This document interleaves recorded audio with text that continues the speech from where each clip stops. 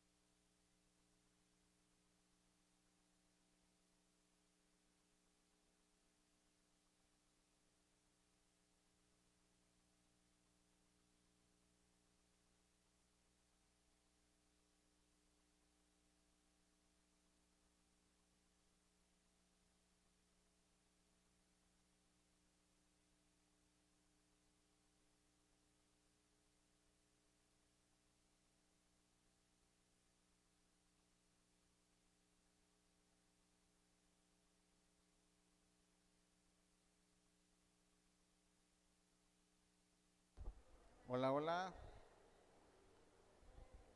Vamos a esperar un momentito a que se terminen de saludar y ahorita vamos a comenzar.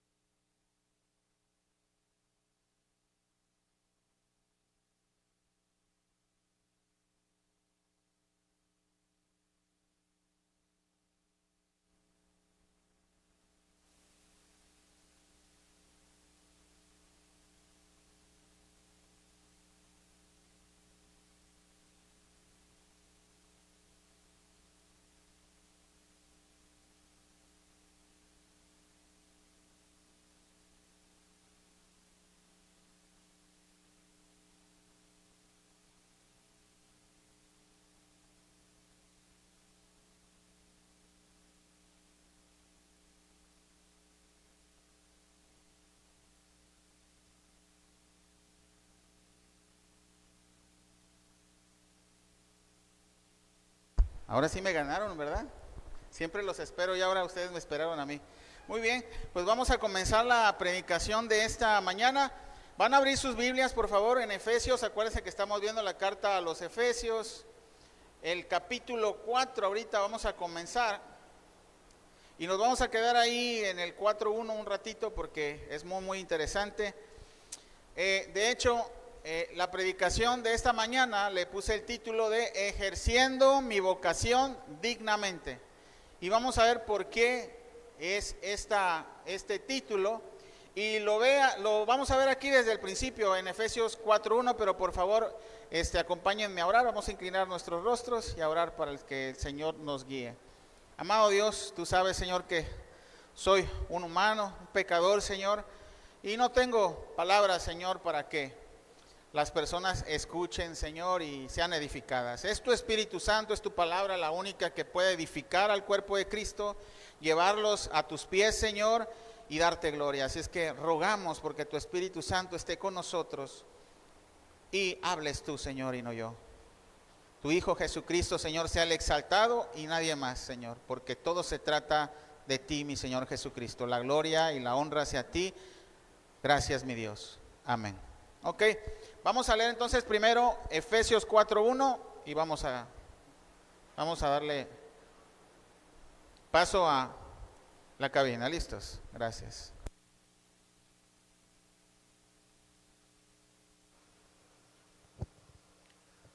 Yo pues, preso en el Señor, os ruego que andéis como es digno de la vocación con que fuisteis llamados. Ok, ¿ya vieron? Os ruego que andéis como es digno de la vocación a que fuisteis llamado. Y es por eso que puse el título de esto, Ejerciendo mi vocación dignamente. Hermanos, al igual que Pablo, los creyentes fuimos llamados a una vocación. Dice Pablo, y que debemos de acudir a ella, a ese llamamiento, como es digno.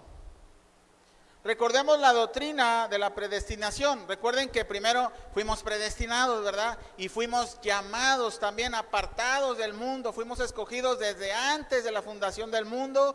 Desde el vientre de nuestra madre ya nos había elegido, ¿verdad? Pero nos eligió para un llamado específico. Y ahorita vamos a descubrir cómo vamos a acudir a ese llamado y cómo debemos de acudir a ese llamado como cristianos que hemos confesado a Jesucristo como nuestro Señor y Salvador. Tenemos que acudir a nuestro llamado dignamente. En primer lugar, tenemos que reconocer que tenemos un llamamiento, una vocación a la cual debemos acudir así, dignamente. ¿Para qué? Para la alabanza y la gloria de su gracia, como vimos en Efesios 1, ¿verdad?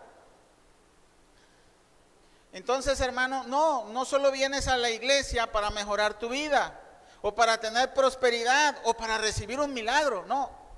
Venimos a la iglesia a prepararnos para ejercer nuestra vocación.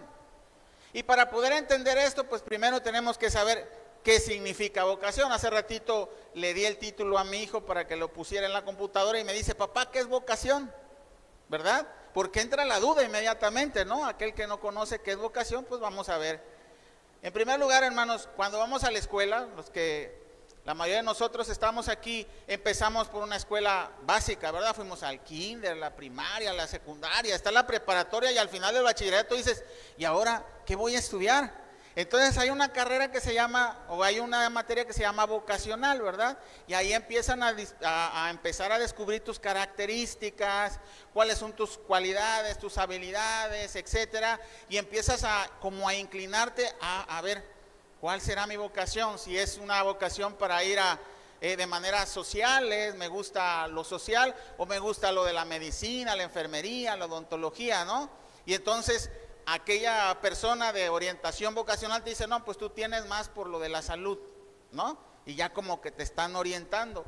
Pero para eso tuviste que haber tenido ciertas características. Bueno, vamos a ver en primer lugar qué significa vocación en el griego, que fue escrita la Biblia en griego. Y significa invitación, figurativamente una vocación, un estado, un llamamiento para el cual Dios nos destinó. Y es decir, acudir al llamamiento u obediencia a la invitación, eso es acudir a la vocación. Lo entendemos aquí en el mundo como las características para desarrollar una actividad o profesión para la cual tenemos cualidades para desarrollar cierto trabajo. Así lo conocemos aquí en el mundo, ¿verdad? Pero realmente esta palabra, klesis, significa llamamiento. En este caso nosotros fuimos llamados ¿a qué? A acudir a ejercer ese llamamiento de manera digna. Recuerdan, muchos son los llamados, pero pocos son los escogidos. Así es que vamos a aprender ahorita cómo vamos a acudir a ese llamamiento. Y para eso Dios me dio esta parábola. Vamos a Mateo, por favor, 22. Es siempre muy interesante poder conocer más las parábolas de nuestro Señor Jesucristo. Y ahorita vamos a ver una de estas. Mateo 22, del 1 al 14.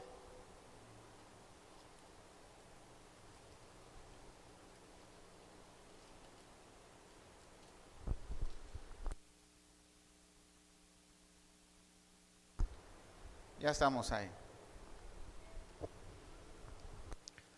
Respondiendo Jesús, les volvió a hablar en parábolas, diciendo, el reino de los cielos es semejante a un rey que hizo fiesta de bodas a su hijo, y envió a sus siervos a llamar a los convidados a las bodas, mas éstos no quisieron venir.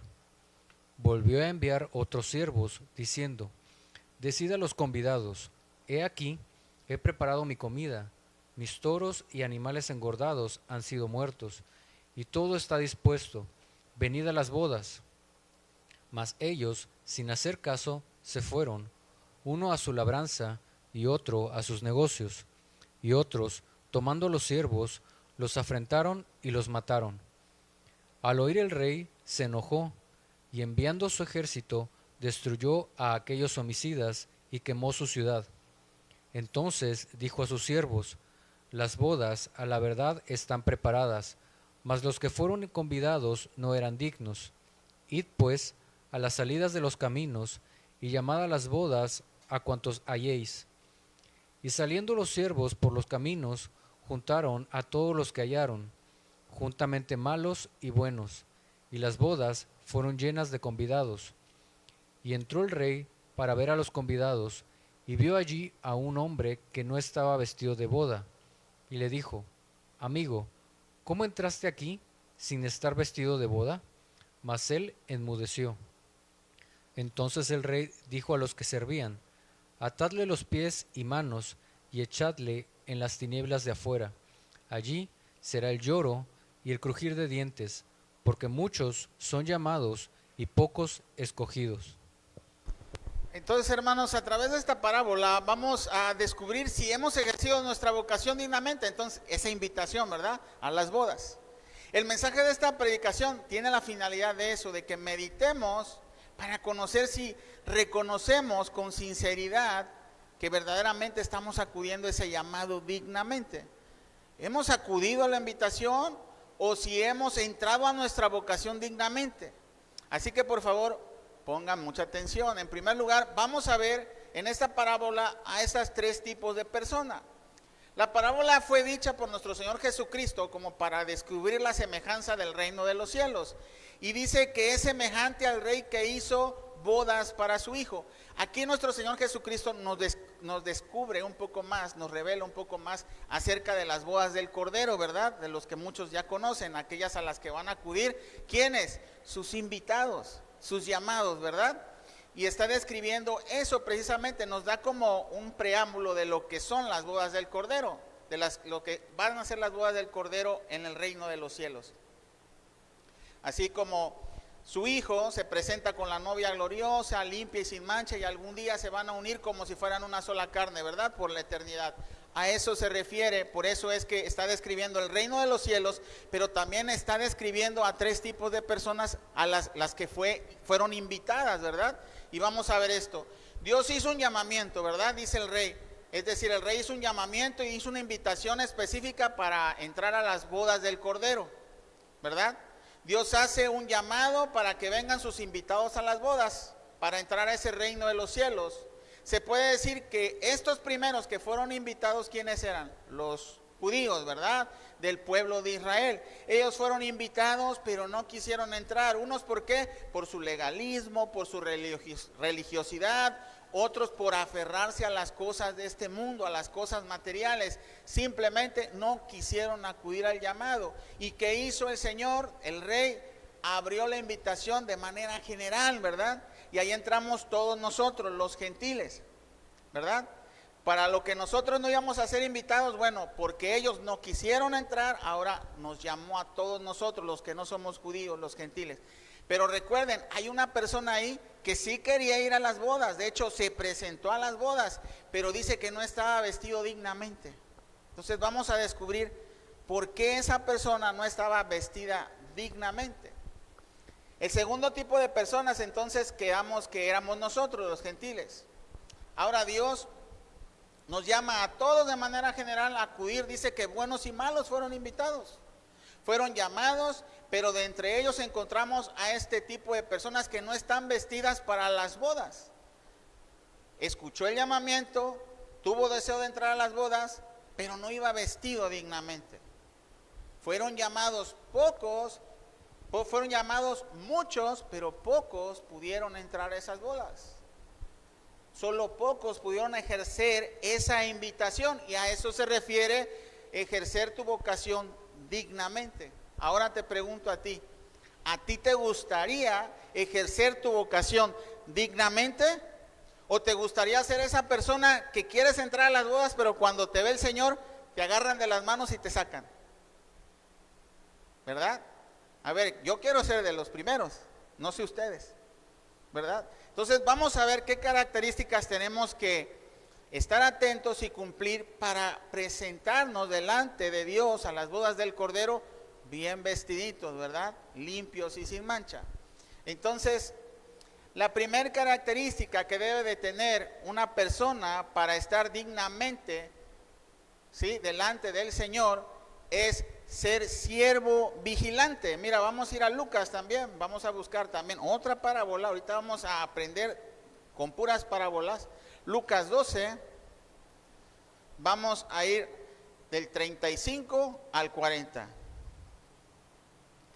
Ahora, en primer lugar, ahorita estamos viendo que estamos en el supuesto de que todos somos siervos, ¿ok?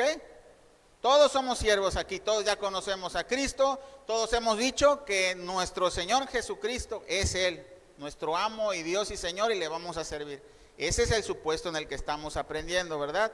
Entonces, ser siervos vigilantes. Lucas 12, del 35 al 40, vamos a leer, por favor. Ya estamos listos.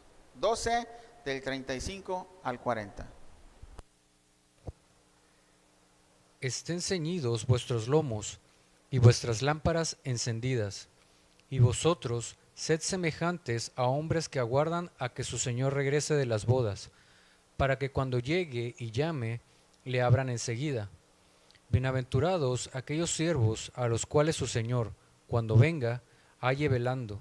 De cierto os digo que se ceñirá y hará que se sienten a la mesa, y vendrá a servirles. Y aunque vengan a la segunda vigilia, y aunque vengan a la tercera vigilia, si los hallare así, bienaventurados son aquellos siervos. Pero sabed esto, que si supiese el padre de familia a qué hora el ladrón había de venir, velaría ciertamente, y no dejaría minar su casa. Vosotros, pues, también, estad preparados, porque a la hora que no penséis, el Hijo del Hombre vendrá. Ok, entonces aquí comienza diciendo, estén ceñidos vuestros lomos, ¿no? Entonces vamos a aprender un poquito de esto. El ceñir nuestros lomos significa que una persona está preparándose para entrar en labor, para trabajar. Recuerden, antes eran túnicas, y cuando alguien se disponía a trabajar en una labor, agarraba y se ceñía los lomos, o sea, se ponía de cuenta que se amarraba un lomo de aquí y otro de acá, entonces ya podía trabajar libremente. Eso es decir, estar preparados para entrar en labor, ¿sí? Y las lámparas, todos conocemos que la lámpara simboliza ¿qué? El fuego del Espíritu Santo, ¿verdad? De tener sus lámparas encendidas, ¿sí? Entonces, hermanos, nuestra vocación se debe de ejercer con diligencia. Siempre debemos de estar preparados para servir en el Espíritu, no en la carne. Por eso dice sus lámparas encendidas. A cualquier hora, en cualquier momento, en cualquier lugar, tenemos que ejercer nuestro llamado, nuestra vocación. Nuestra vocación y nuestro llamado no tiene horario de entrada, no tiene horario de salida, no tiene jubilación en este mundo. Nos vamos a graduar, nos vamos a jubilar cuando ya nos vayamos con el Señor. Pero mientras no hay, siempre tenemos que estar preparados para entrar en labor, vigilantes, ¿verdad? Y con el espíritu encendido. Eso es lo que nos enseña esta parábola. Para ejercer nuestra vocación dignamente, tenemos que estar haciendo esto, ser vigilantes, estar preparados para entrar en labor con el Espíritu Santo encendido, ¿verdad? Pero, ¿y si tú no eres diligente? Y si dices, pero aún falta para que venga el Señor, y solo vienes a la iglesia, y cuando sales de ella, haz de cuenta que como si todo aquí acabara, ¿no? Y sales al mundo y te comportas como del mundo, vives como del mundo, oyes lo que dice el mundo y hablas lo que dice el mundo. Te pregunto a ti, ¿tú crees que eres un siervo vigilante, un siervo atento para entrar en esa labor así? ¿O eres de esas personas que vienes a la iglesia, termina el servicio y tu vida sigue siendo igual? Si tu vida sigue siendo igual después de la iglesia, pues Dios te está hablando, ¿no? Te está diciendo que Él quiere que estés vigilante, que Él quiere que estés atento, que Él quiere que tengas tu lámpara encendida, porque Él quiere encontrarte con tu vocación ejerciéndola dignamente. La segunda cosa que debemos de hacer, hermanos, para acudir a la invitación y ejercer nuestra vocación dignamente es la siguiente: ser siervos fieles al llamado. Y vamos a seguir en las parábolas, Lucas 12, 41. Ahí mismo, y vamos a leer hasta el 48. Lucas 12, del 41 al 48.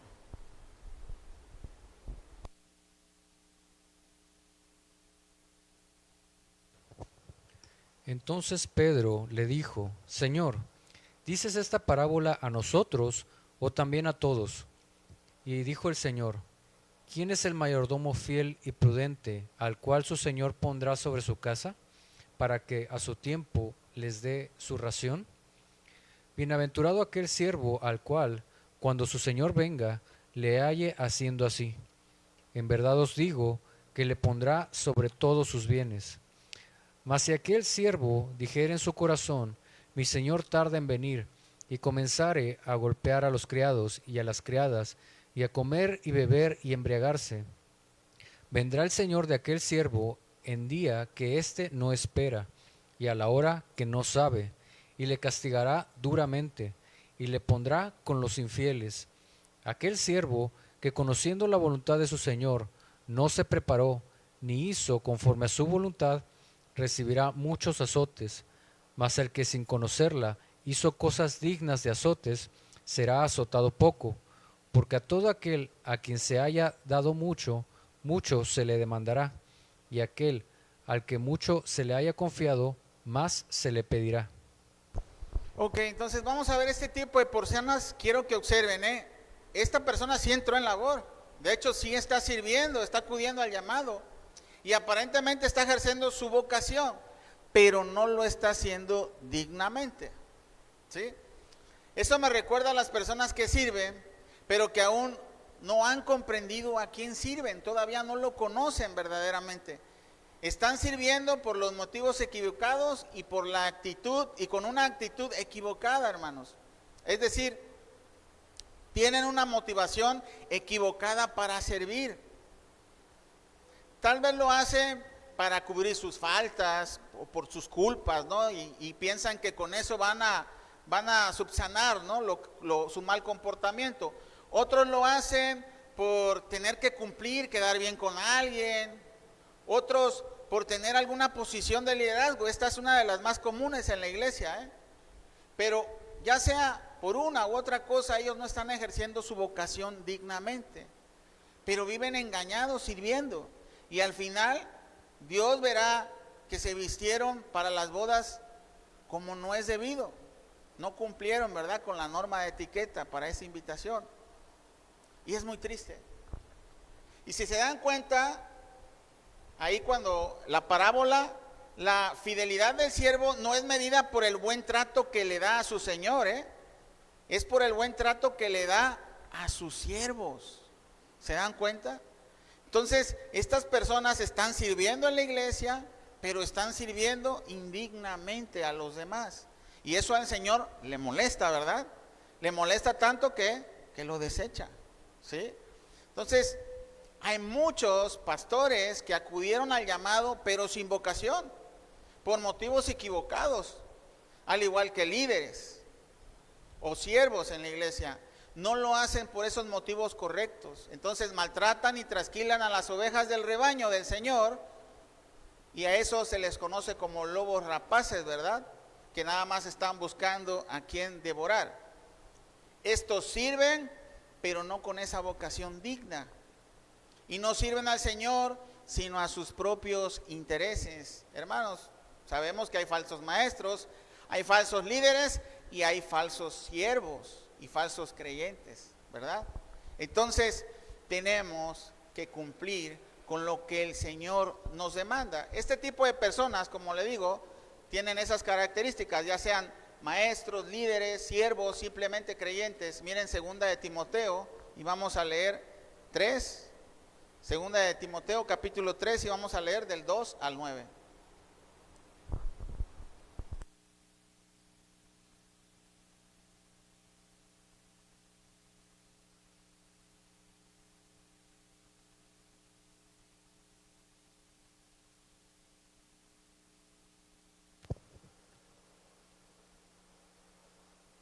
Porque habrá hombres amadores de sí mismos, avaros, vanagloriosos, soberbios, blasfemos, desobedientes a los padres, ingratos, impíos, sin afecto natural, implacables, calumniadores, intemperantes, crueles, aborrecedores de lo bueno, traidores, impetuosos, infatuados, amadores de los deleites más que de Dios, que tendrán apariencia de piedad, pero negarán la eficacia de ella.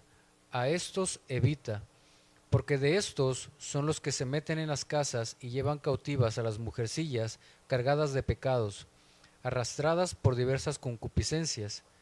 Estas siempre están aprendiendo y nunca pueden llegar al conocimiento de la verdad.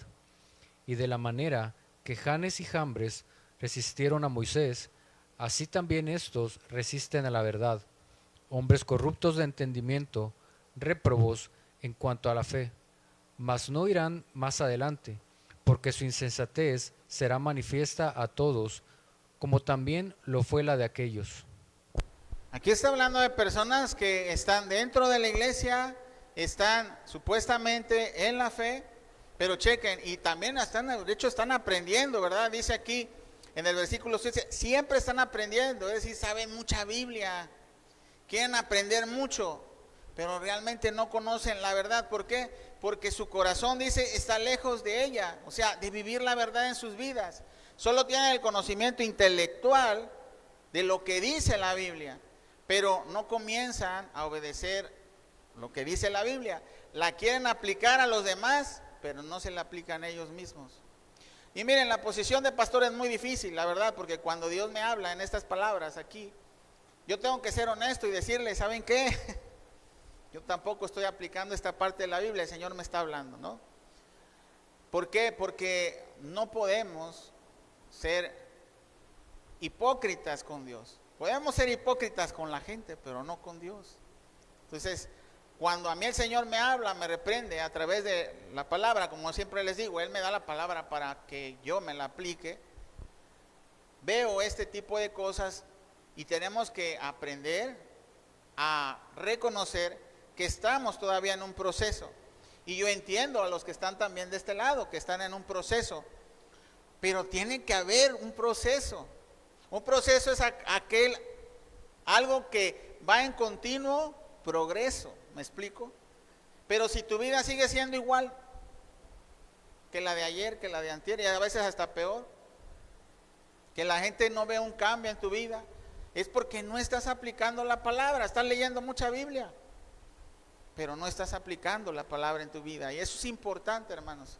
Entonces, esto es lo que podemos aprender de esta parte.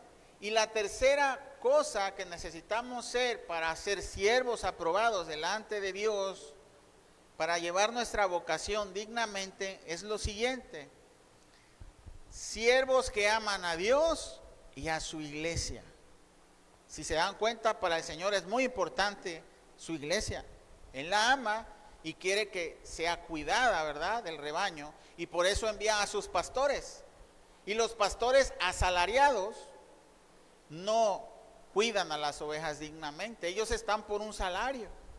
Pero los pastores que son de la casa de Dios, es como decir, yo vengo a cuidar al rebaño de mi padre, ese rebaño es de mi padre y por eso lo voy a hacer. Bueno, esa es la vocación que es digna de ejercer.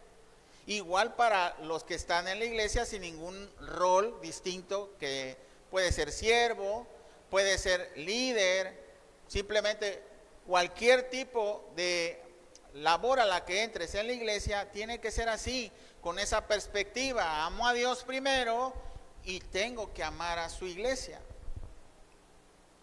Para amar a Dios, ¿qué tenemos que hacer? Pues conocer a Dios. Y para conocerle tenemos que comenzar una relación con Él, una relación estrecha. Muchos, como vimos, le conocen intelectualmente, conocen sus atributos, su deidad, conforme a lo que dice la Biblia, pero no lo conocen íntimamente, porque no han fomentado una relación con Dios de amor y de obediencia a Él.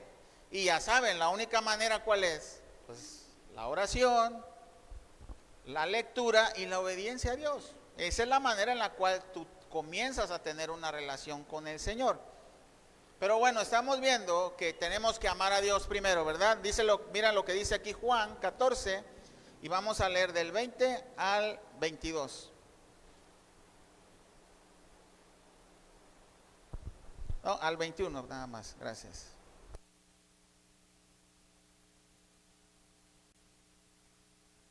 Juan 14, 20 al 21.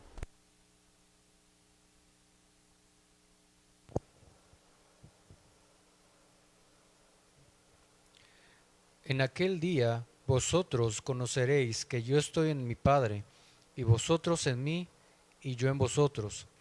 El que tiene mis mandamientos y los guarda, ese es el que me ama, y el que me ama será amado por mi Padre, y yo le amaré, y me manifestaré a él. Le dijo Judas, no el Iscariote, Señor, ¿cómo es que te manifestarás a nosotros y no al mundo? Respondió. Ok. Bueno, entonces, hermanos, la verdad, no basta con creerle a Dios, sino con creerle y obedecerle a Dios para mostrarle amor. Un padre, los que somos padres, sabemos que a nosotros, nuestros hijos, nos gusta que nos digan te amo, papá, que nos agarren a besos. Pero lo que más nos agrada es la obediencia. Es con lo que nos tienen más contentos. Y es lo mismo con el Señor. Tenemos que ser obedientes a Él para mostrarle ese amor. Es lo que dice Juan 14. Bueno, esa es la manera de amar a Dios. Y para amar a su iglesia, Pablo nos dice en esta carta a los Efesios, en el capítulo 4, recuerden que estamos ahí, en Efesios 4, vamos para allá por favor. Y vamos a leer del 2 al 3.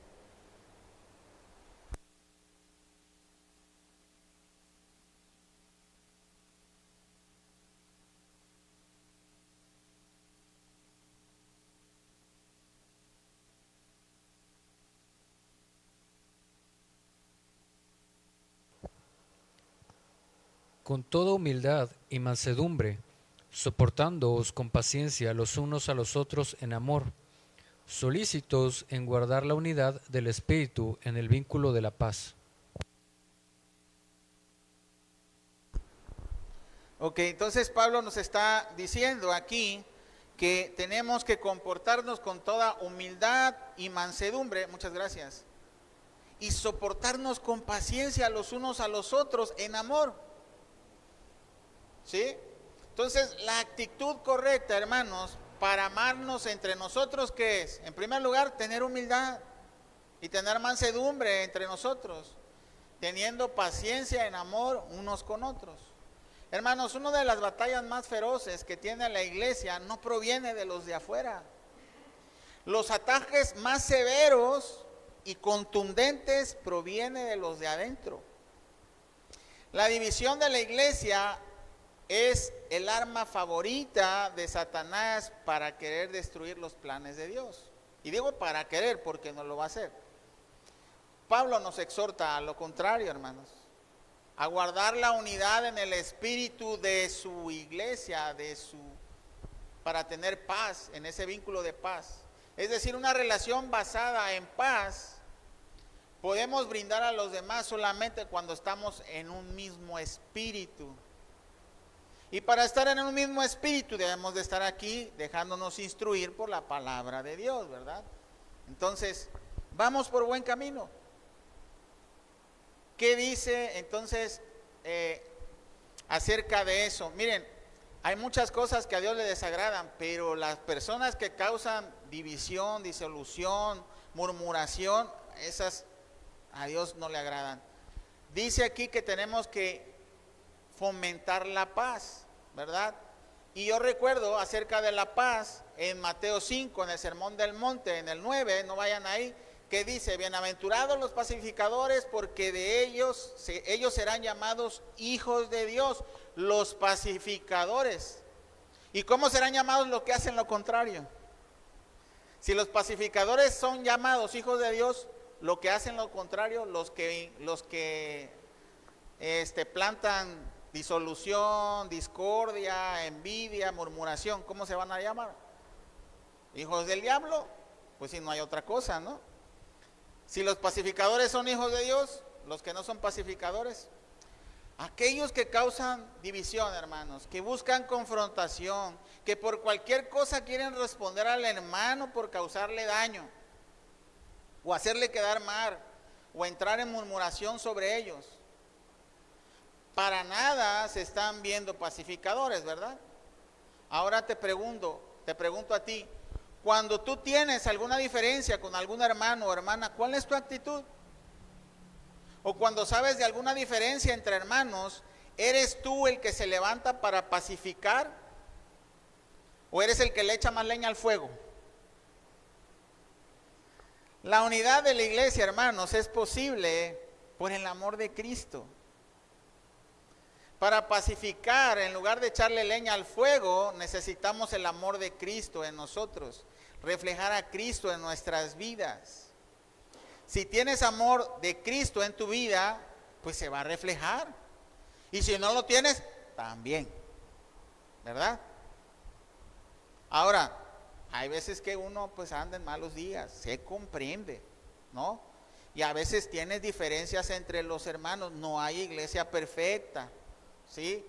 Pero la diferencia es con qué humildad tú vas a reconocer ese error delante de tu hermano que ya le gritaste. O te vas a quedar con tu orgullo y ese orgullo va a crecer cada día más porque ya nomás no le gritaste, ahora le dejaste de hablar. Ahora no nomás le dejaste de hablar, sino ahora te fuiste a murmurar de él con otra persona, ¿verdad? Y ahora ya no nada más eso, estás haciendo un complot para que le quiten el liderazgo. Eso es muy diferente. Sabemos que entre hermanos va a haber diferencia. En la familia, ¿quiénes se pelean más? Los hermanos. No, aquí somos una familia grande. Pero lo importante es que aprendamos a reconciliarnos en amor y reconocer humildemente, ¿sabes qué, hermano? Me equivoqué, estaba de malas, mira, me pasó esto, no es justificación, te pido perdón y te pido que olvides esto para que sigamos en comunión. Eso es lo que tenemos que fomentar en la iglesia, hermanos. Tómenlo muy en cuenta, de verdad. Una iglesia hermosa es una iglesia unida en Cristo. No es la que no tiene diferencias, porque yo sospecharía mucho de aquella iglesia que no tuviera diferencias. Vería más hipocresía, porque somos reales, somos humanos, somos personas en carne que nos equivocamos, que nos molestamos, ¿verdad? Que tenemos malos días, pero tenemos a Cristo para reconciliarnos, ¿verdad? Entonces, debe de haber unidad, dice Pablo, respeto, paz y amor en Cristo, ¿verdad? Eso es lo que tenemos que hacer para practicar el amor de Cristo, hermanos. Para mostrar el amor de Dios, dice, tienes que mostrar el amor de Dios ¿con quiénes? Con tus hermanos. Si dices que amas a Dios y no amas a tus hermanos, que dice Primera de Juan 4:20, ¿quieren ir ahí? Ya lo hemos dicho muchas veces. Si quieren, los espero. Primera de Juan 4:20.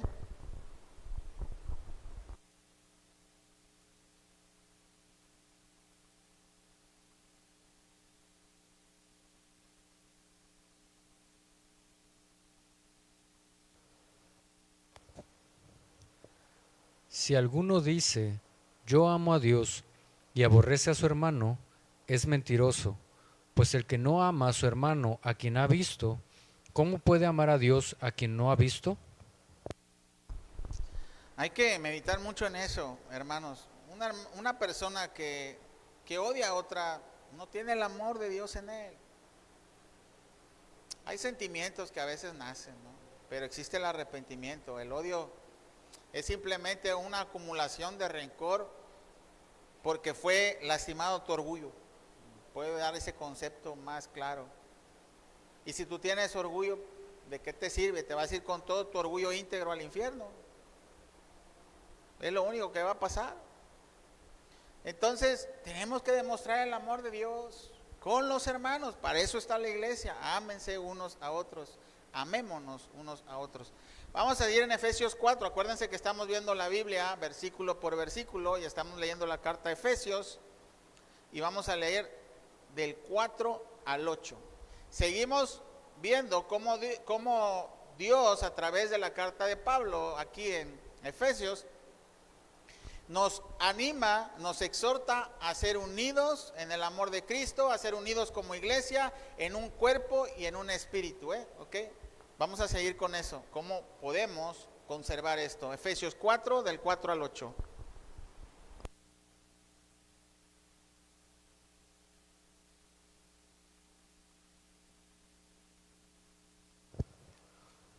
Un cuerpo y un espíritu, como fuisteis también llamados en una misma esperanza de vuestra vocación, un Señor, una fe, un bautismo, un Dios y Padre de todos, el cual es sobre todos, y por todos, y en todos.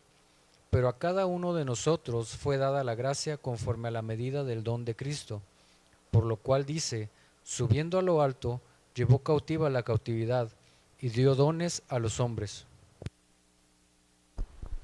Ok, hermanos, vamos a recordar ese misterio que fue revelado, ¿verdad? Lo vimos ahí en Efesios y dice que nosotros como iglesia somos un cuerpo y Cristo la cabeza, ¿no? Entonces, si nosotros fuimos llamados a pertenecer a un cuerpo, pues ese cuerpo tiene diferentes miembros, manos, cabeza, pies, ojos, ¿verdad? Pero ese cuerpo tiene que tener una misma fe, una misma esperanza, un bautismo, un mismo Dios y Padre, ¿no? Ese cuerpo debe de mantenerse unido por esas cosas en común, pero sobre todo por el amor de Cristo. Nuestro Señor Jesucristo nos repartió esos dones diferentes, pero también lo hizo para hacer posible esa unidad y para que ese cuerpo tuviera diferentes funciones y fuera obrando aquí en esta tierra en amor. ¿Cómo podemos mostrar el amor de Cristo como iglesia? Como un solo cuerpo, ¿verdad? Bueno, pues así tenemos que vernos todos, somos parte de un solo cuerpo. Y acuérdense que como dice también, ¿quién dice, pues parafraseando, odia su propio cuerpo para lastimarse a sí mismo? No, ¿verdad? Nadie. Cuando habla acerca de una sola carne. Miren, Primera de Corintios, aquí nos describe bien lo que es un solo cuerpo y cómo tiene diferentes funciones. Primera de Corintios 12 y vamos a leer del 14 hasta el 26.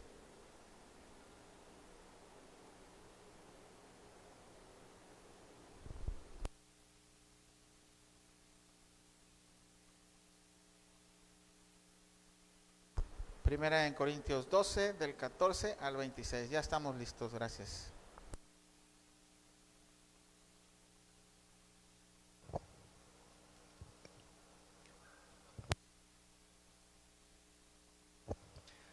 Además, el cuerpo no es un solo miembro, sino muchos. Si dijera el pie, porque no soy mano, no soy del cuerpo, por eso no será del cuerpo. Y si dijere la oreja, porque no soy ojo, no soy del cuerpo, por eso no será del cuerpo. Si todo el cuerpo fuese ojo, ¿dónde estaría el oído? Si todo fuese oído, ¿dónde estaría el olfato? Mas ahora Dios ha colocado los miembros, cada uno de ellos, en el cuerpo, como Él quiso. Porque si todos fueran un solo miembro, ¿dónde estaría el cuerpo? Pero ahora son muchos los miembros, pero el cuerpo es uno solo. Ni el ojo puede decir a la mano, no te necesito, ni tampoco la cabeza a los pies, no tengo necesidad de vosotros. Antes bien, los miembros del cuerpo que parecen más débiles son los más necesarios, y aquellos del cuerpo que nos parecen menos dignos, a estos vestimos más dignamente, y los que en nosotros son menos decorosos se tratan con más decoro, porque los que en nosotros son más decorosos no tienen necesidad, pero Dios ordenó el cuerpo, dando más abundantemente honor al que le faltaba, para que no haya desavenencia en el cuerpo, sino que los miembros todos se preocupen los unos por los otros, de manera que si un miembro padece, todos los miembros se duelen con él, y si un miembro recibe honra, todos los miembros con él se gozan. A mí me encanta nuestro Señor, cómo nos explica, ¿verdad? Con piedritas, ¿no? Aunque la verdad, al principio, hace muchos años, yo no entendía nada de eso de los cuerpos y los ojos y las orejas. Pero nos enseña, ¿no? Con ejemplos muy sencillos, o sea, somos un solo cuerpo, o sea, no vas a decirle a tu ya no me caes mal, me la voy a cortar, ¿verdad que no? Entonces, como iglesia, ¿cómo vamos a cortar a esos miembros que son de un mismo cuerpo? Tenemos que estar unidos para que esa función del cuerpo sea correcta, ¿verdad? Y dice aquí, nosotros, hermanos, nos ocupamos de nuestro cuerpo, ¿verdad? Algunos somos descuidados, ¿verdad? Los gorditos que les encantan los tacos. Cuidemos, hermanos, que no seamos lastimados entre nosotros mismos. ¿Por qué? Porque estamos lastimando a nuestro propio cuerpo. Si yo me pego, hermanos, en el más pequeño de mis deditos, en la mañana o en la madrugada cuando me voy levantando en la esquina de la cama, ¿cómo duele, verdad, ese miembro cuando se pega? ¿Sí o no? ¿Y qué hace esto? ¡Ay! ¿Y quién se adolece? No todo el cuerpo se adolece de ese miembro tan pequeño. Bueno, pues Dios nos quiere enseñar precisamente eso. Tú como iglesia y como cuerpo de Cristo tienes que adolecerte con los demás que están sufriendo. Así sea el más pequeño de ellos, el más insignificante. Bueno, pues por ese mismo miembro tú te debes de adolecer con él. Porque ese cuerpo fue lastimado. Que es lo primero, que cuando te duele el dedo del pie que te golpeaste, ¿no va tu mano y la sana? ¿No va tu mano y la soba? ¿Sí o no? Bueno, pues eso tenemos que hacer. No ser indiferentes con los hermanos. Está llorando. Es que es bien llorón. Se la pasa llorando. No. Oye, el hermano, fíjate que tiene necesidad. Ese siempre anda muerto de hambre. ¿Eso es ser iglesia? ¿Verdad que no? No, es adolecerte y ser conscientes de la necesidad de un solo cuerpo. Vamos a Romanos 12, aquí precisamente Pablo nos exhorta a que seamos, como lo conoce el mundo, empáticos, ¿verdad? Empáticos con ellos, ¿verdad? Entonces, aquí Pablo, en pocas palabras, dice eso. Romanos 12, del 15 al 16.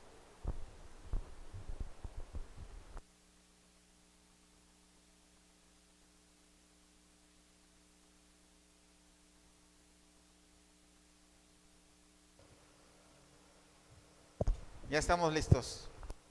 Gozaos con los que se gozan, llorad con los que lloran. Unánimes entre vosotros, no altivos, sino asociándoos con los humildes. No seáis sabios en vuestra propia opinión. Entonces, hermanos, así como nos adolecemos unos por los otros, los miembros de la iglesia que sufren, sean grandes o pequeños, sean pastores o no, ¿verdad? Sean más cercanos a nosotros o no, nosotros tenemos que tratarnos de esa manera, como un solo cuerpo. Ya eso, les digo, el mundo le llama empatía. Pero también debes de gozarte juntamente con él. Eso, practicando esto que dice Pablo, se evita ¿qué? La envidia. Se evita la envidia. Pero si a ti te da coraje que otro esté bien, imagínate. Eso no es tener el amor de Cristo. Miren Gálatas 5, del 14 al 15, vamos a leerlo. Eso es lo que debemos de hacer como miembros de la iglesia.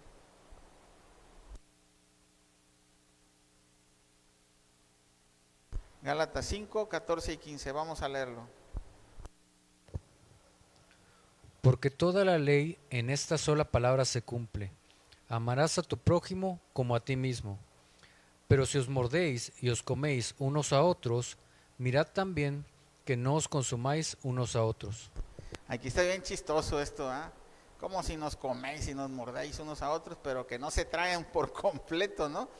Pablo habla del amor al prójimo, hermanos, pero también habla de lo que, de los que también pues llegan a lastimarse, ¿verdad? Se comen unos a otros.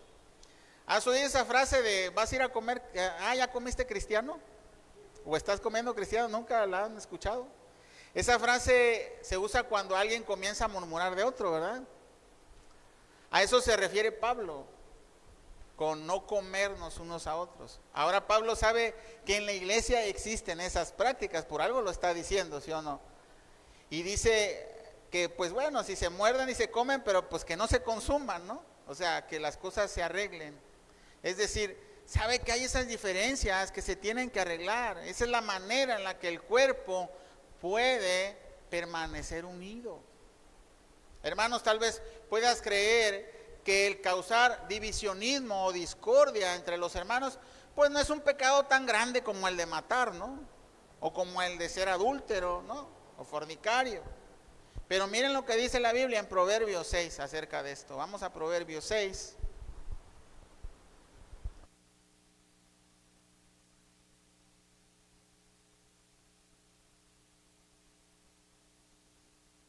Y vamos a leer del 16 al 19, por favor.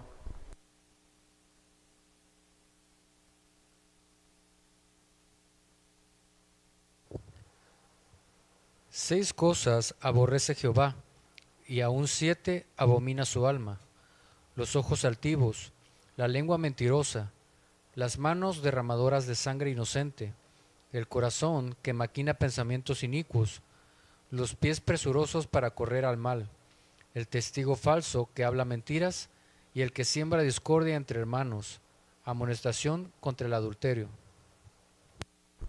Ok, el que siembra discordia entre los hermanos dice que Dios abomina, esa es la séptima cosa. Entonces no debemos de tomar a la ligera la discordia entre los hermanos, ¿verdad? O sembrar discordia entre nosotros. Debemos de ser verdaderamente unidos, como dice Pablo, en humildad y mansedumbre, en amor. Como un solo cuerpo, aunque con diferentes miembros, diferentes funciones, pero también diferentes caracteres. Algunos son difíciles, otros somos más difíciles, ¿verdad? Sin embargo, debemos amarnos a pesar de nosotros mismos. Ese es el amor de Cristo. ¿A poco tú mereces que Cristo te ame? No, no mereces que Cristo te ame. Y a lo mejor un hermano que está a un lado tuyo no merece que tú lo ames, pero tienes que amarlo como Cristo te ama a ti. Así que, bueno, vamos a recapitular. Fuimos llamados, pero muchos son llamados y pocos los escogidos. Y si fuimos llamados fue para ejercer una vocación dignamente, ¿sí? ¿Y eso cómo lo debemos de hacer? Vimos que teníamos que ser siervos, vigilantes y diligentes, ¿verdad? Lo segundo es que teníamos que ser siervos fieles. Y lo tercero es que teníamos que ser siervos que aman a Dios y que aman a las ovejas de Dios. Para mostrar a Dios es por medio de la obediencia, ¿verdad? Amor a Dios. Pero para amar a las ovejas debemos de tener esa actitud de humildad y mansedumbre. Ya estoy dando el resumen. Procurando y cuidando sobre todo a los más débiles, ¿verdad? Doliéndote juntamente con ellos. Llorando cuando lloran, gozándote cuando se gozan. Esa es una muestra de humildad y es un antídoto en contra de la envidia y de las divisiones en la iglesia. Hermanos, lo bueno de todo esto es que yo no estoy hablando aquí de este tipo de cosas porque yo veo que hay cosas aquí, divisionismo en la iglesia o hay murmuraciones. No, Dios de testigo, todos sabemos que aquí no lo hay. Pero Dios nos está previniendo de cómo debemos de comportarnos cuando lo llegue a ver. Esta iglesia es pequeña, pero tal vez cuando crezca, ¿qué va a pasar? Van a crecer los problemas. Pero ustedes están siendo instruidos para comportarnos con nuestra vocación dignamente, ¿sí? Entonces, ya vimos que debemos de acudir a ese llamado de nuestra vocación. Vamos a ver aquí ahora cuál es nuestra vocación, o sea, a qué nos debemos de dedicar como cristianos. Vamos a 2 de Corintios, ya casi vamos a terminar.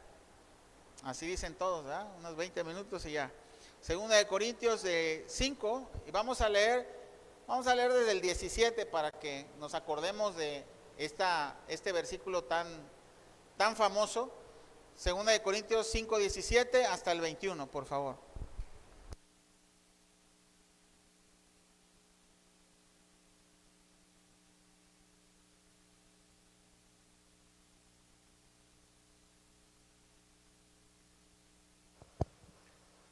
De modo que si alguno está en Cristo, nueva criatura es.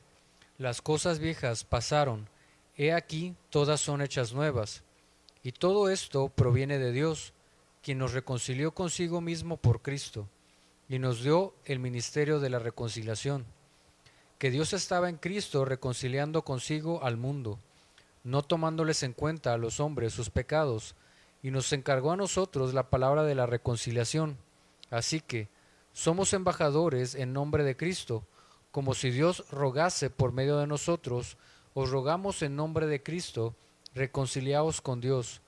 Al que no conoció pecado, por nosotros lo hizo pecado, para que nosotros fuésemos hechos justicia de Dios en él. Entonces nosotros fuimos llamados, o sea, esa es nuestra vocación, ¿a qué? A ser embajadores de Cristo. ¿Cuáles embajadores? De la reconciliación. Esa es nuestra profesión, en pocas palabras, ¿no? A la que fuimos llamados, a nuestra vocación. Todo esto es únicamente ¿qué? De modo que si alguno está en Cristo, nueva criatura es, ¿verdad? Aquellos que están en Cristo y que han sido nuevas criaturas, que han acudido a ese llamado, y sabemos que tenemos que ejercer esa profesión de ¿qué? De reconciliadores de Cristo, de embajadores de la reconciliación. Hermanos, Dios nos reconcilió por medio de su Hijo. Si su Hijo no hubiera descendido de su trono y hecho siervo y siendo siervo, ¿sí? Murió para el perdón de nuestros pecados.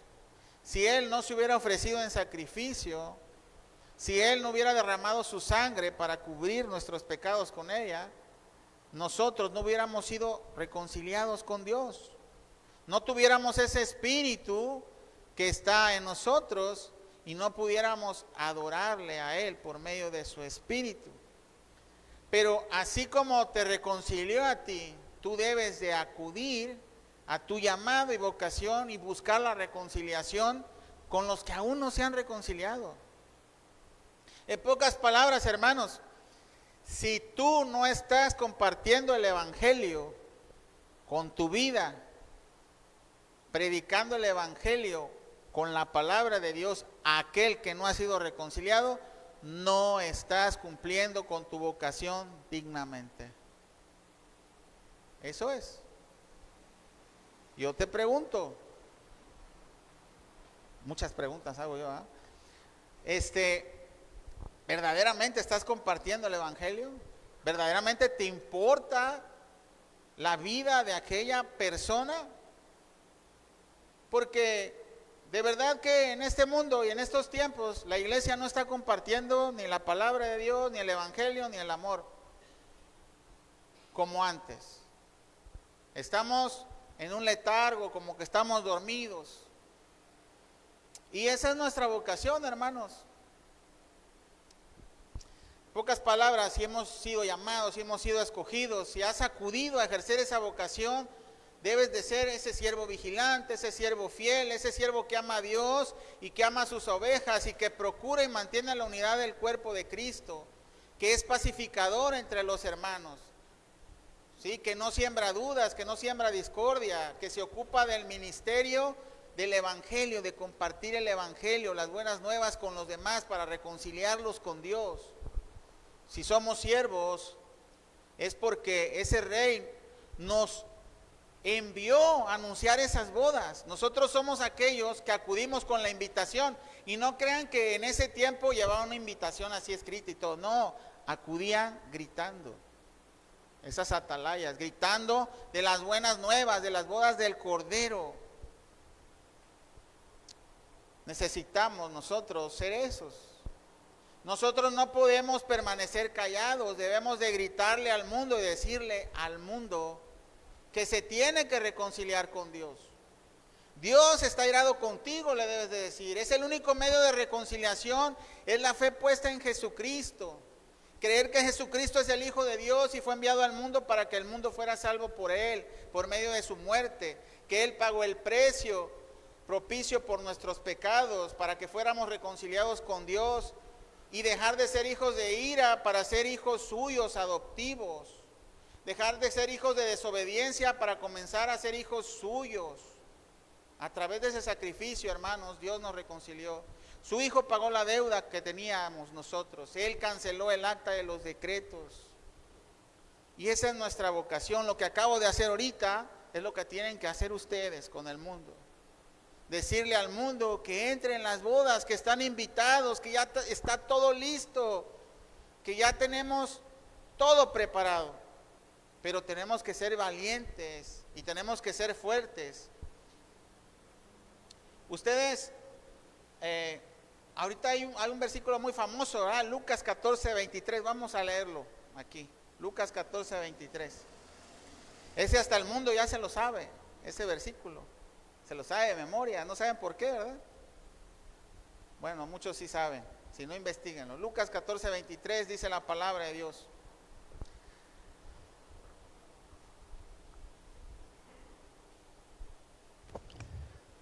Dijo el Señor al siervo: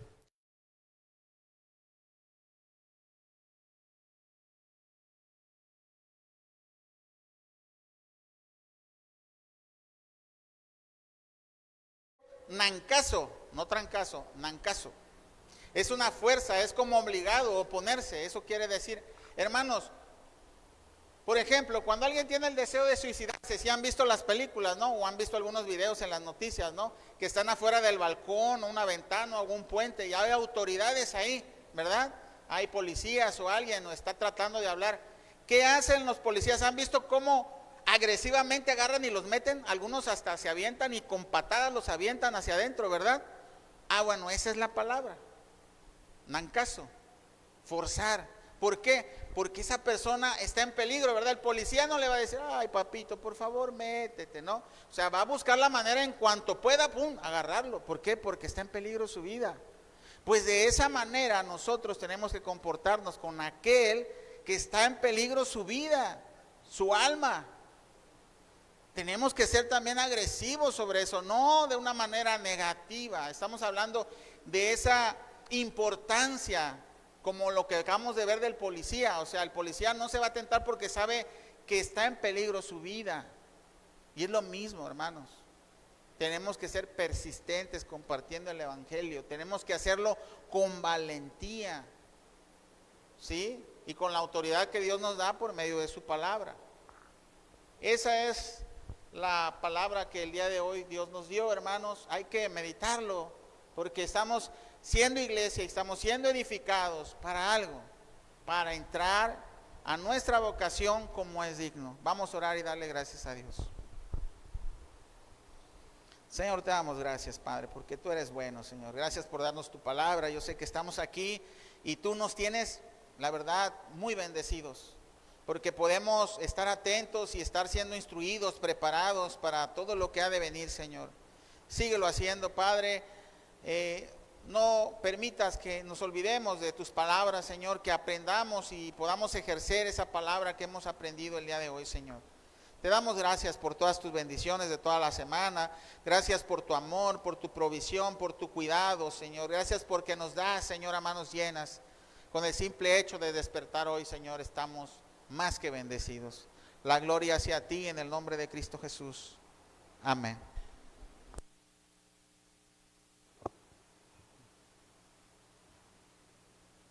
Bueno, vamos a terminar el servicio cantando una vez más. Y esta vez vamos a cantar esta alabanza que se llama Eres fiel.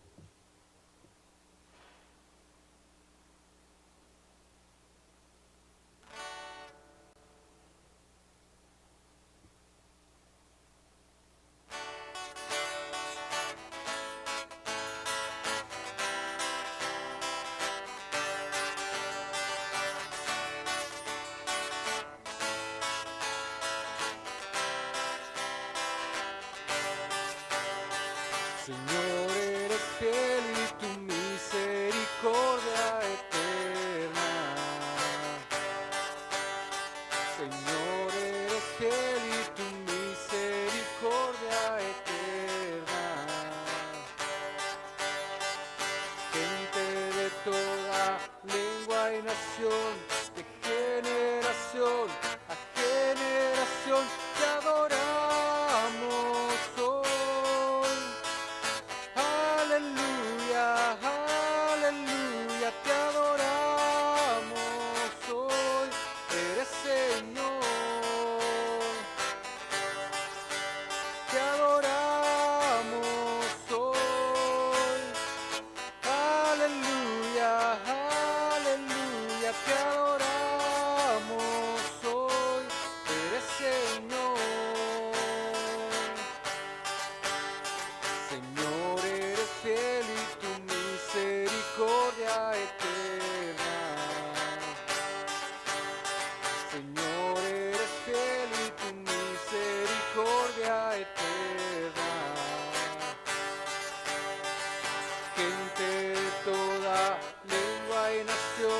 de generación a generación te adoramos hoy. Aleluya, aleluya, te adoramos hoy. Eres Señor. Te adoramos hoy. Aleluya, aleluya, te adoramos hoy. Eres Señor. Eres fiel.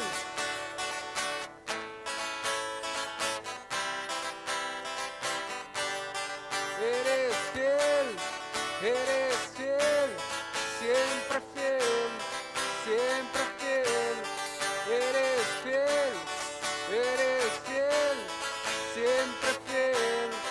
Siempre fiel.